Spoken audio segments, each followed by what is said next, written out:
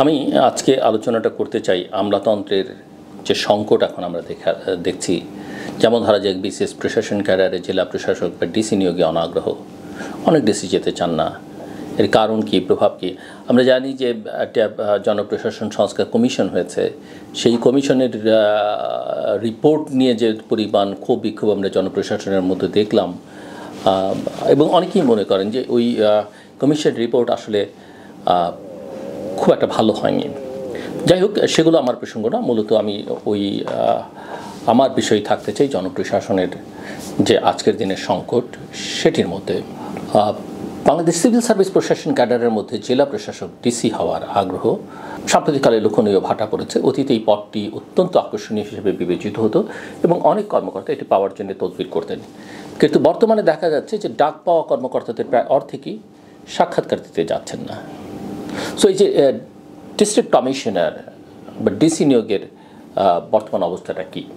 বর্তমান অন্তর্বর্তীকালীন সরকার প্রশাসক কাঠামোতে পরিবর্তন আনার পর বিসিএস প্রশাসন ক্যাডারের 25, 27 এবং 28তম ব্যাচের 296 জন কর্মকর্তাকে ডিসি নিয়োগে সাক্ষাৎকারের জন্য ডাকা হয়েছিল, কিন্তু মাত্র 136 জন সাক্ষাৎকারে অংশ নিয়েছেন। এখন ডিসি হতে জেলা প্রশাসক অত্যন্ত প্রেস্টিজিয়াস একটা পোস্ট, পাওয়ারফুল পোস্ট। এটা অনাগ্রহের কারণটা কি?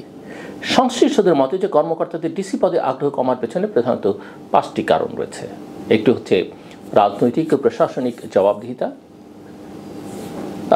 সাম্প্রতিক বছরগুলো বিতর্কিত এবং একতরফা নির্বাচনে যারা ডিসি হিসেবে দায়িত্ব পালন করেছিলেন, তারা এখন জবাবদিহির মুখোমুখি হচ্ছেন।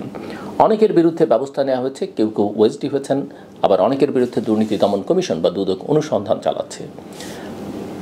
বর্তমান ডিসিদের ভবিষ্যতে একই সমস্যার সম্মুখীন হওয়ার আশঙ্কাটা রয়ে গেছে। মাঠ প্রশাসনের চাপ এবং রাজনৈতিক হস্তক্ষেপ, বিভিন্ন রাজনৈতিক দলের স্থানীয় নেতাদের দ্বারা ডিসিদের উপর ব্যাপক চাপ তৈরি হচ্ছে।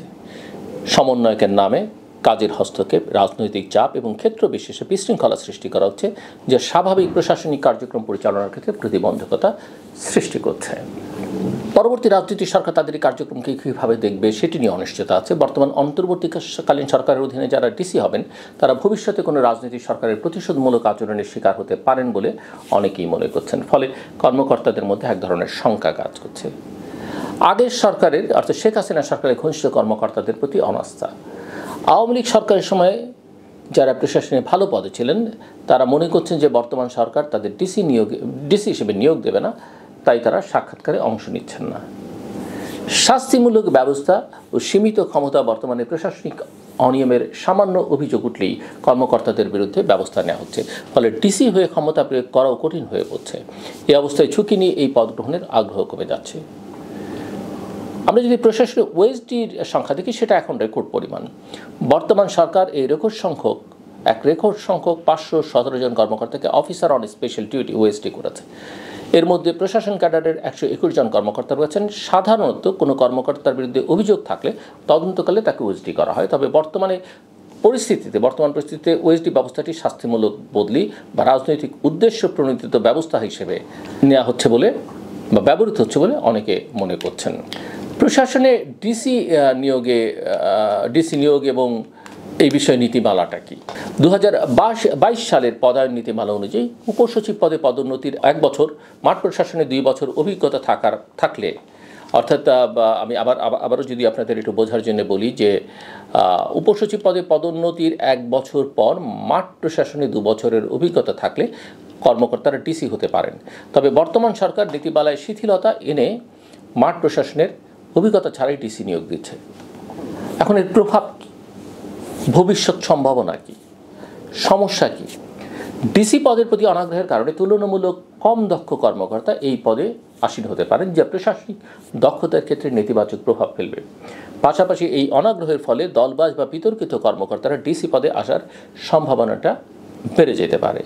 রাজনৈতিক হস্তক্ষেপ কমিয়ে এবং ডিসিদের স্বাধীনভাবে কাজ করার সুযোগ দিলে পরিস্থিতির উন্নতি হতে পারে। তবে আগামী 10-15 বছর পর্যন্ত এই সংকট অব্যাহত থাকতে পারে বলে অনেকেই মনে করছেন।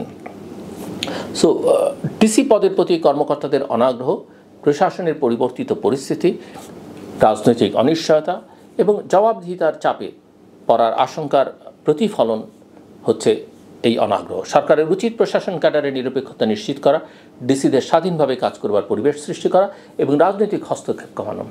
অন্যথায় মাঠ প্রশাসনের দক্ষতা ও কার্যকারিতা আরও দুর্বল হয়ে পড়বে। এবং এই অবস্থা যদি চলতে থাকে প্রশাসন ক্যাডারের, এই অবস্থা যদি চলতে থাকে ডিসিদের ক্ষেত্রে, তাহলে এটা মোটামুটিভাবে নিশ্চিত করে বলা যায়, আমরা ওইদিকে দেশের আইনশৃঙ্খলা পরিস্থিতির কথা জানি, আইনশৃঙ্খলা রক্ষাকারী বাহিনীগুলোর অবস্থার কথা জানি, নির্বাচন করা সরকারের জন্য কঠিন হয়ে যাবে। একদিকে এমনিতেই সরকারের নিরপেক্ষতা নিয়ে প্রশ্ন রয়েছে, অন্যদিকে একটা নির্বাচন করবার জন্য যে ধরনের সক্ষমতা দরকার, প্রশাসনের যে ধরনের ইনভলভমেন্ট থাকা দরকার, আইনশৃঙ্খলা রক্ষাকারী বাহিনী বিশেষ করে পুলিশের যে ভূমিকা বা তার যে ইনভলভমেন্ট দরকার, সেটা করবার জন্যে যেটুকু চেষ্টা প্রয়োজনীয়তা সেটা কিন্তু আমরা লক্ষ্য করছি না।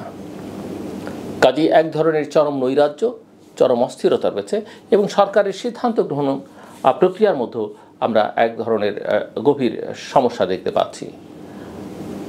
বাংলাদেশের আমলাতন্ত্র নিয়ে মানুষের মধ্যে ক্ষোভ রয়েছে, আমলাতান্ত্রিক জটিলতা নিয়ে মানুষের ভোগান্তি রয়েছে, কিন্তু একথা ঠিক এবং একথা আমাদের মানতেই হবে যে আমলাতন্ত্র ছাড়া তো দেশ চলবে না।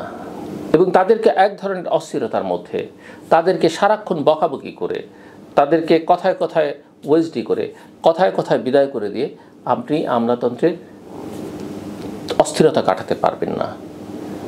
এবং এই অস্থিরতা যতক্ষণ থাকবে ততক্ষণ পর্যন্ত আসলে দেশের নানা ক্ষেত্রে সংকট তৈরি হবে। মনে রাখতে হবে যে আমলারা যথেষ্ট ট্রেন্ড, যে ট্রেনিং রাজনৈতিক নেতাদের নেই, যে ট্রেনিং অন্য প্রফেশনাল লোকজনের নেই। সো তারা যে কোনো কিছুকে দিনকে রাত, রাতকে দিন বানাতেও তারা সিদ্ধহস্ত অনেক ক্ষেত্রে।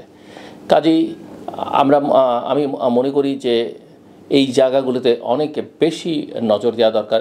বাংলাদেশের একটা দক্ষ প্রশাসন ব্যবস্থা দরকার এবং তাদেরকে গালাগালি করলে হবে না। তারা দেশের সন্তান, দেশের জন্য কাজ করছেন এবং তারা একটা প্রক্রিয়ার মধ্যে দিয়ে আসেন এবং ভালো ছেলেমেয়েরা প্রশাসনে আসে। কাজেই এখানে রাজনৈতিক হস্তক্ষেপ বন্ধ করতে হবে, এর রাজনীতিকরণ বন্ধ করতে হবে।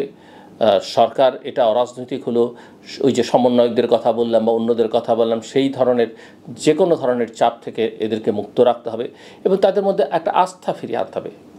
হ্যাঁ, কেউ যদি অপরাধী হয়ে থাকে আপনি তাকে অপরাধী হিসেবে চিহ্নিত করে সরাসরি শাস্তি দেন, কিন্তু সারাক্ষণ টেনশনের মধ্যে রাখলে আসলে কেউ কোনো কাজ করতে পারবে না এবং ভালো কিছু ডেলিভার করতে পারবে না। এখনও প্রশাসনের অনেক কর্মকর্তার মনোবল ফিরিয়ে আনা যায়নি। পুলিশ প্রশাসনের প্রায় এটা শ্যাটার্ড হয়ে গেছে। আমরা তাদের মনোবল ফিরিয়ে আনবার জন্য কোনো কাজ করতে পারিনি। এবং এটাও মনে রাখতে হবে যে আপনি পুরনোদের বিদায় করে সব নতুন দিয়ে শুরু করবেন, তার তো দক্ষতা লাগবে, শিক্ষা দীক্ষা যোগ্যতা লাগবে, তার তো ট্রেনিং লাগবে, তাকে অভিজ্ঞতার মধ্য দিয়ে আসতে হবে। সেটা না করে আপনি নতুন নিয়োগ দিয়ে কিন্তু এই সমস্যার সমাধান করতে পারবেন না। ওইসব ইউটোপিয়ান আইডিয়া, তো তথাকথিত বিপ্লবী আইডিয়া, এগুলো দিয়ে সমস্যার সমাধান করা যাবে না। সো বাংলাদেশে একটা শক্তিশালী প্রশাসন ব্যবস্থা দরকার এবং তার জন্যে আমি মনে করি রাজনৈতিক স্থিতিশীলতার উপর আমাদের এখন জোর দেওয়া দরকার, আমাদের দ্রুত নির্বাচনের দিকে যাওয়া দরকার, একটা রাজনৈতিক সরকার দরকার এবং আমরা আশা করব যে সেই সরকার একটা জনবান্ধব প্রশাসন তৈরি করবেন এবং তাদেরকে আন্তর্জাতিক মানের প্রশিক্ষণ দিয়ে, শিক্ষা দীক্ষা দিয়ে তাদেরকে তৈরি করবেন এবং তারা যেন রাষ্ট্রের জন্য কাজ করে। অবশ্যই সরকারের জন্য কাজ করবে, কিন্তু সরকারি দলের জন্য কাজ করবে না, কোনো ব্যক্তি বিশেষের জন্য কাজ করবে না। এমন একটা প্রশাসন আমরা করতে চাই এবং তাদের পেশাটাও যেন সম্মানজনক হয়। যদি আমরা জানি তারা যথেষ্ট পাওয়ারফুল এবং তাদেরকে সবাই তোয়াক্কা করে, কিন্তু আসলে সেটা যেন প্রকৃত অন্তর থেকে সম্মানের জায়গাটা নিশ্চিত করা যায়।